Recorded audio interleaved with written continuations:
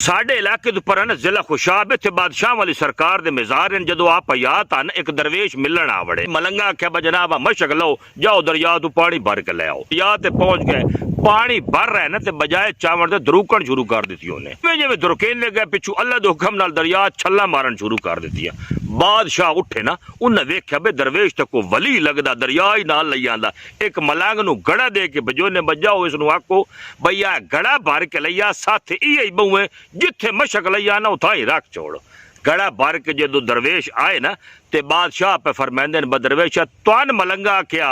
भाई मशक भर के ले आओ तुसी पूरा दरिया ही नाल छिक्की लैंदे आए। दरवेशा फरमाया बजना बस तो यही सोचा भाई ये मलंग जेडे नित शोधे वंज वंज के थक वैंदे होने क्यों ना दरिया ही नेड़े लई वंजा। बादशाह में फरमाया बदरवेशा तुहाडा सन पता लग गया तुसी जाओ अपने वतन ते तुहाडी याद दे विच इत्थे ता हयात गड़े बरींदे रासन हो।